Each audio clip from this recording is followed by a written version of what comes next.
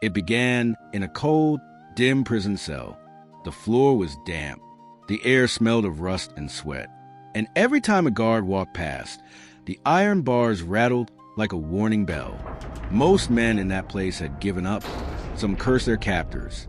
Others begged for scraps of food or for mercy that never came. But not this man. Instead, he knelt, not to weep, not to scheme escape, not even to beg for freedom. He knelt to pray. His lips moved quietly. His heart thundered inside his chest. No pen, no pulpit, no congregation, only chains, shadows, and God. That man was Edward McKendry Bounds. Yem Bounds. And from that very cell, something began, something invisible but unstoppable. A fire that would outlive his frail body. A fire that would outlast a century. A fire that would transform the way the world understood prayer. But how? How does an unknown preacher, ignored by most of his peers, dismissed by the public and thrown into prison, become the voice that teaches nations to bend their knees? What power shift turned his obscurity into immortality? Stay with me, because this is not just history. This is not just about one man. This is a story that asks, what happens when one person chooses prayer over everything else? Edward McKendry Bounds was born in 1835 in the quiet town of Shelbyville, Missouri. His childhood? Ordinary. No signs of greatness. No prophetic proclamations. He wasn't the son of a famous preacher. He didn't inherit wealth or power. By all appearances, he was destined for a simple, small-town life. At just 19, he stepped into the world of law. Sharp-minded, ambitious, driven, he wore the lawyer's robe with confidence. He carried heavy books thicker than his arms. And people noticed. Here was a man who could rise in reputation, win cases, earn wealth. To everyone else, he was destined for prestige. But something restless stirred deep within him. He won arguments, but his heart felt empty. He succeeded in court, but success rang hollow. The debates, the applause, the career ladder, it all crumbled in his soul like dust. Bounds was haunted by one question. Is this all there is? And so, against all expectations, he walked away from the law. He turned his back on the promise of wealth and power. He laid down the lawyer's robe and picked up the cross. To serve God, to preach, to give his life to something eternal. But the moment he stepped into ministry, life struck hard. The Civil War erupted, brother against brother. Smoke, fire, blood. As a Methodist minister, Bounds stood firm in his convictions. He would not bend his conscience, not even to please men in power. And that decision made him a target. Union soldiers came for him. They dragged him away from his pulpit. They locked him behind bars. Prison. The food? Scarce. The nights? Cold. His companions? Criminals, deserters, men broken by guilt and fear. Most men would have broken too. Most would have cursed. Most would have begged. But not Yem Bounds.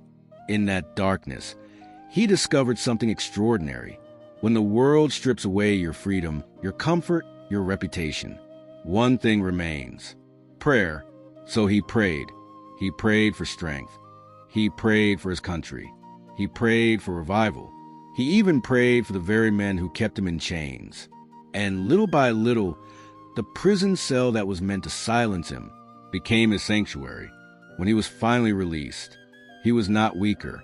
He was not broken. He was not defeated. He was a sharpened sword. But here's the twist. Unlike today's celebrity preachers, Yem Bounds was not famous while alive. He never built a megachurch. He never filled stadiums. He never appeared in newspapers as a giant of the faith. In fact, most of his writings, the very books that would later shake the Christian world, remained unpublished during his lifetime. Yet, Bounds lived with an intensity few could match. Every morning, he rose at 4 a.m. Every morning, he prayed for 3 hours before he ever picked up his pen. Then, with his heart soaked in prayer, he wrote, page after page, tears sometimes staining the words, passion flowing like fire across the paper. But to the world, he was invisible. When he died in 1913, almost no one noticed. No fanfare, no public memorial. His manuscript sat, gathering dust. To history, it looked like his life was wasted. But those hidden years were laying dynamite beneath history. Years later, pastors stumbled upon his manuscripts. They opened the old pages, and what they read shook them to the core. These were not cold essays, not theological debates, not polished theories.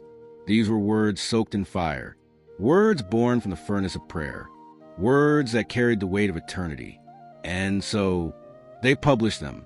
Power through prayer, the weapon of prayer, purpose in prayer, prayer and fasting. And suddenly the world began to listen. His words spread across pulpits, through seminaries, into prayer groups, across nations. Leonard Ravenhill would later say, E.M. Bounds' writings are a treasury that should be used by every preacher who wants to see revival.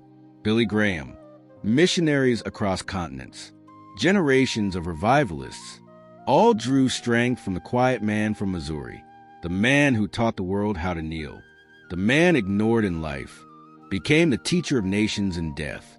Why does E.M. Bounds' story matter today? Because it destroys excuses.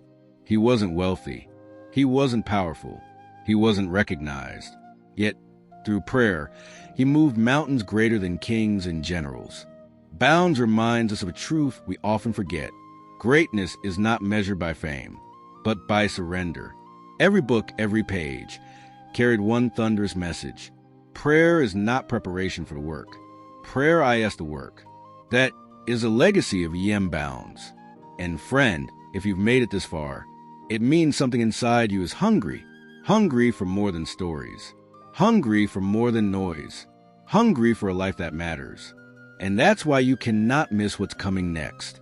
Because if E.M. Bounds could transform the world from a prison cell, imagine what God could do through you, right where you are. So pause for just a moment, hit subscribe, turn on notifications, because these stories are not just stories, they are invitations. And the next one could be the spark your soul has been waiting for. Even now, over 100 years later, Bounds' writings are alive. His books have never gone out of print. Churches still quote him. Revivalists still study him. Ordinary believers still hold his words close. In prayer closets, on battlefields, in hospital rooms. Think about that. The man ignored in life still speaks in death. The man silenced by prison still teaches freedom. The man without a stage now stands on the world stage. That is the power of legacy. So let me leave you with one haunting picture. Bounds. Early morning, the world still asleep. He kneels by a wooden chair. The candle flickers low. His notebook waits, and he whispers, Lord, change the world through prayer. That whisper crossed centuries. That whisper rippled through revivals. That whisper has reached you. So here's the question. Will you live for applause that fades, or for prayers that echo into eternity? E.M. Bounds' life proves you don't have to be known to change the world. You just have to pray. So the next time you feel small, overlooked, forgotten, remember the man in the prison cell, the man whose name the world barely knew, but whose words still call us to our knees. And maybe, just maybe, if you live a life of prayer like Bounds, the world will one day whisper of you too. Here was someone who taught us how to reach God. He was the man who taught the world how to pray,